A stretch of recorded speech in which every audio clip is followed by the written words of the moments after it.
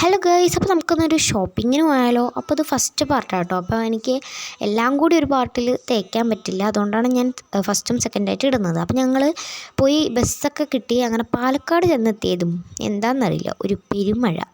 അതിൽ ഞങ്ങൾക്ക് എന്തായാലും പോകാൻ പറ്റില്ല. ഞങ്ങൾ ഒരു കുട കൊണ്ടുവന്നിട്ടുണ്ടായിരുന്നുള്ളൂ. പിന്നെ എന്തൊക്കെയൊക്കെയോ കാട്ടി ഞങ്ങൾ അങ്ങനെ പോയി മഴ തുറന്നിട്ട്. പക്ഷേ ഞങ്ങൾ ഉദ്ദേശിച്ച കളറും ഒരു ഫ്രോക്ക് അവിടെ ഉണ്ടായിരുന്നില്ല. അതുകൊണ്ട് ഞങ്ങൾ ദർശന സിൽക്സിലേക്ക് പോയിട്ടോ. ഞങ്ങൾ ഇവിടെ വരുന്നത് കുറേ എന്താ പറയുക, ഇങ്ങനെ ഹെയർ ബാൻഡ്സ്, കമ്മൽ, അങ്ങനെയുള്ള സംഭവങ്ങൾ മേടിക്കാനാണ് കേട്ടോ.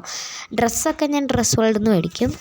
ബാക്കിയുള്ള എല്ലാ സാധനങ്ങളും ഹെയർ അക്സസറീസ് ആണെങ്കിലും എന്താണെങ്കിലും ഞാൻ ഇവിടെ വന്നിട്ട് തന്നെയാണ് മേടിക്കാറുള്ളൂ.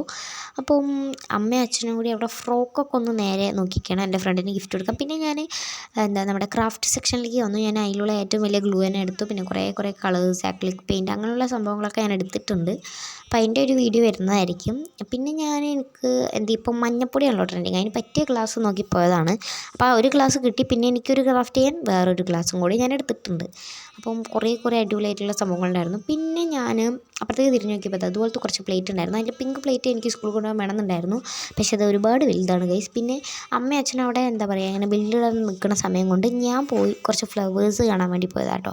അതിലത്തെ ഒരു ഫ്ലവർ എടുത്ത് ഞാൻ മണത്ത് നോക്കിയത് മാത്രമേ എനിക്ക് ഓർമ്മയുള്ളൂ. ബാക്കി എന്തൊക്കെയൊക്കെയോ സംഭവിച്ചു. എൻ്റെ മൂക്കിൻ്റെ അകത്ത് കൂടെ എന്തൊക്കെയൊക്കെയോ കയറിപ്പോയി ഗൈസ്. അങ്ങനെ ഞാൻ പെട്ടെന്ന് കണ്ടപ്പെട്ടൊരു സാധനമായിരുന്നു കേട്ടോ ഇത്. എനിക്ക് വേണമെന്നുണ്ടായിരുന്നു, പക്ഷേ അമ്മയും അച്ഛനും മേടിച്ച് തരില്ല, കാരണം അവർ ബില്ലിട്ട് തരും. മാത്രമല്ല അവർ മേടിച്ചും തരില്ല. പിന്നെ ഒരു കോഫി കുടിക്കാൻ കയറി.